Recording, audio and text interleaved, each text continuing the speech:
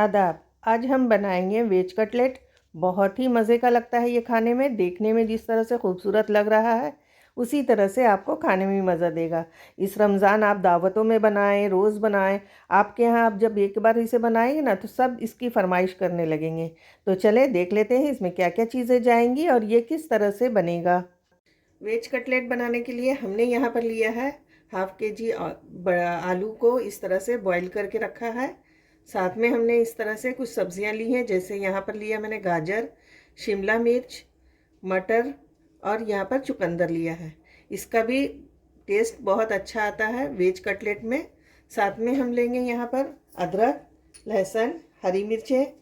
यहाँ पर पाउडर मसाले लेंगे, धनिया, ज़ीरा पाउडर, चिली फ्लेक्स, लाल मिर्च पाउडर, हल्दी, काली मिर्च, नमक, आमचूर पाउडर, कसूरी मेथी और ये हमने चावल का आटा लिया है। इस सबसे पहले हम आलू को ग्रेट कर लेते हैं। आप ग्रेट नहीं करते हैं तो इसको अच्छी तरह से मैश कर लें। यहाँ पर मैंने एक कढ़ाई ले ली है और उसमें हमने 2 टेबल स्पून ऑयल डाल दिया है। जैसे ही ऑयल गर्म होएगा हम उसमें डालेंगे अदरक लहसुन इस तरह से जो हमने ग्रेट करके रखा है, और साथ में चॉप की हुई इस तरह से हरी मिर्चें। इनको हल्का सा चला लेंगे हम, ज़्यादा देर नहीं करना है। मीडियम फ्लेम पर हल्का सा हमें इसे हल्का सा चला लेने से क्या होगा कि इसका फ्लेवर जो है और अच्छी तरह से, जैसे ही ये हल्का सा हम फ्राई कर लेंगे बस 1 मिनट के लिए, उसके बाद हम इसमें डालेंगे ये ज़ीरा पाउडर, साथ में हम डालेंगे धनिया पाउडर। फ्लेम को हम अभी लो कर देंगे इसलिए कि अभी इसमें हम मसाले डाल रहे हैं, तो मसाले जले नहीं इसलिए हमें पहले फ्लेम को लो कर देना है। साथ में हल्दी डाल दी हमने, लाल मिर्च डाल दी और इसको हल्का सा हम चला लेते हैं। इस 30 सेकंड चलाने के बाद हम इसमें डालेंगे ये गाजर, शिमला मिर्च और मटर के दाने। अभी हम बीटरूट यानी चुकंदर नहीं लेंगे, उसको सबसे आखिर में बताऊंगी कब डालना है आपको। मटर के दाने डाल लेंगे इस तरह से और सभी को हम लगभग 2 से 3 मिनट तक इस तरह से चला लेंगे, अच्छे से मिक्स कर लेंगे। डालेंगे हम नमक। डालने के बाद साथ में हम डालेंगे चिली फ्लेक्स और काली मिर्च। तो इसको हम मिक्स कर लेते हैं और इन सभी चीज़ों को अच्छे से हम मिक्स कर लेते हैं। यहाँ पर मैंने मटर के दाने इस्तेमाल किए हैं और वो भी फ्रोज़न।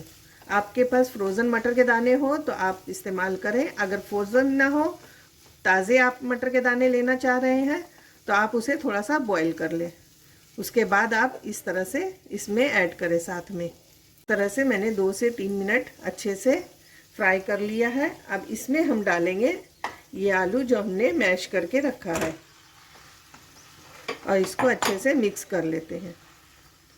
यहाँ पर आप मटर के साथ साथ कॉर्न भी डाल सकते हैं।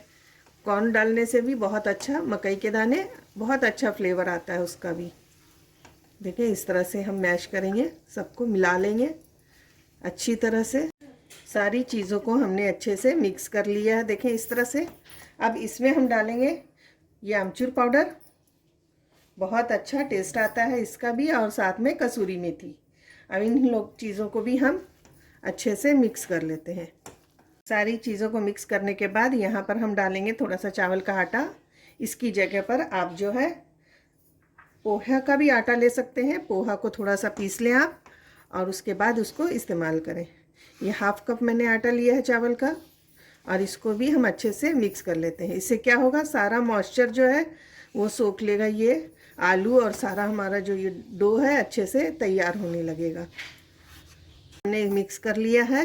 अब सबसे लास्ट में हम डालेंगे जो हमने रखा है यहाँ पर बीटरूट यानी चुकंदर, उसको ऐड कर देंगे और इस गैस की फ्लेम को हम ऑफ करेंगे और इसे ठंडा होने लग देंगे और इसको मिक्स कर लेते हैं। पर मैंने लिया है 3 टेबल स्पून इस तरह से कॉर्नफ्लावर लिया है, 3 टेबल स्पून मैंने यहाँ पर मैदा लिया है, हाफ टीस्पून मैंने यहाँ पर लाल मिर्च पाउडर ली है और 1 टीस्पून मैंने नमक लिया है। साथ में हम लेंगे कुछ ब्रेड क्रम्स इस तरह से। अब हम मैदा और कॉर्नफ्लोर का एक सैलरी तैयार करेंगे, घोल तैयार करेंगे। इस तरह से मिक्स कर लेते हैं पहले। ये 3-3 टेबल स्पून मैंने लिया है। आप अपने हिसाब से कम ज़्यादा कर सकते हैं, जितना आप बना रहे हैं बस उसी हिसाब से आप इसमें सारी चीज़ें ऐड करें। अब इसमें हम डालेंगे थोड़ा थोड़ा करके पानी। एक साथ पानी हमें नहीं डालना है। अगर एक साथ पानी डालेंगे तो या तो पतला हो जाएगा, या आप इस तरह से गाढ़ा रहेगा तो आप उसमें पानी और थोड़ा सा मिक्स कर सकते हैं। लेकिन पतला हो जाने पर आपको और इसमें डालना होगा मैदा भी और कॉर्नफ्लोर भी। इस तरह से हम थोड़ा थोड़ा डालते जाएंगे। ये देखें इस तरह का थिक होना चाहिए, इससे ज़्यादा पतला नहीं करेंगे। ये देखें हमने इस तरह से इससे डो को ठंडा कर लिया है। हमारा सारा मिश्रण ठंडा हो चुका है और देखें कितना कलरफुल लग रहा है। ये हाथ में थोड़ा सा ऑयल इस तरह से लगा लेंगे। अच्छे से ऑयल लगा लेना है ताकि हाथ में चिपके नहीं। और इस तरह से हम थोड़ा थोड़ा करके डो ले लेते हैं हाथ में, और लेकर इसकी हम पहले टिक्की बनाएंगे। इस तरह से हम टिक्की का शेप देंगे। जैसे ही ये टिक्की की शेप में आएगा थोड़ा सा हम इसको ऊपर से टर्न करेंगे, थोड़ा सा हम नीचे से टर्न करेंगे, और ये देखें हमारा ये कटलेट बनकर तैयार है। एक कटलेट मैं आपको और बनाकर बताती हूँ। इस तरह से देखें, सबसे पहले हम इस तरह से टिक्की का शेप देंगे, उसके बाद थोड़ा सा ऊपर की तरफ से राउंड करेंगे और थोड़ा सा हम नीचे से दबा लेंगे। ये इस तरह से हमारा ये कटलेट बनकर तैयार हो जाता है बहुत आसानी से। और अब आप अगर चाहें तो गोल भी शेप दे सकते हैं, ज़रूरी नहीं है कि इस तरह से आप बनाएं। अब हम क्या करेंगे, इसको इस तरह से ये जो हमने घोल तैयार करके रखा है इसमें हम जो है ये इस तरह से ऐड कर देंगे। इसको ऐसे हमने डाल दिया। इसको अच्छी तरह से हम छान लेते हैं। एक हाथ से हम गीला कम करेंगे और एक हाथ से हम सूखा ले लेंगे। यहाँ पर इस तरह से डालेंगे और इसके ऊपर हम इस तरह से ब्रेड क्रम्स डाल के इसको अच्छी तरह से कोट कर लेते हैं। जितना अच्छा कोट करेंगे उतना क्रिस्पी हमारा ये कटलेट बनकर तैयार होगा। ये देखें चारों तरफ से इस तरह से हमें कर लेना है। ये हमारा कटलेट का शेप देखें कितना अच्छा आया है। बहुत ही अच्छे से ये शेप तैयार हो गया। अब हम इसको निकाल लेते हैं एक प्लेट में। ये देखें इस तरह से हम प्लेट में रख लेंगे और सारा हम इसी तरह से तैयार करके आपको दिखाते हैं।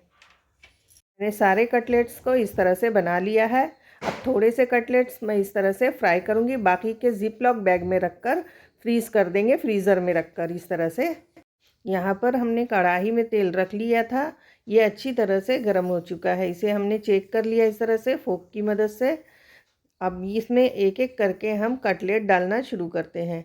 कटलेट को ज़्यादा नहीं ऐड करें, एक साथ ज़्यादा जाने से एक दूसरे में चिपक भी सकता है और ये टूट भी सकता है। इसलिए जितनी जगह हो बस उसी हिसाब से हम इसमें ऐड करेंगे और इसे उलट पलट कर फ्राई करेंगे। यहाँ पर देखें ये एक साइड से अच्छे से फ्राई हो चुका है। अब इसे हम एक एक करके पलट लेते हैं। इस तरह से हम सभी पलट लेंगे और दोनों साइड से हम अच्छा सा गोल्डन कलर आने तक फ्राई कर लेंगे। दोनों तरफ से ये अच्छे से गोल्डन फ्राई हो चुका है। अब इसे हम निकाल लेते हैं और बाकी के भी हम इसी तरह से गोल्डन फ्राई कर लेते हैं और टिश्यू पेपर पर हम निकालेंगे ताकि ऑयल निकल जाए। हमारे यहाँ तो ये कटलेट बनकर तैयार हो चुका है और देखें कितना क्रिस्पी है, ऊपर से अंदर से एकदम सॉफ्ट और बहुत ही मज़े का बना है। आप भी इसी तरह से बनाएं और इस रमज़ान सभी को खुश कर दें। बहुत ही अच्छा लगेगा घर वालों को और रिश्तेदारों को आप जब इसे दावत में बनाएंगे। तो चलें फिर मिलते हैं नई रेसिपी के साथ। अल्लाह हाफिज़।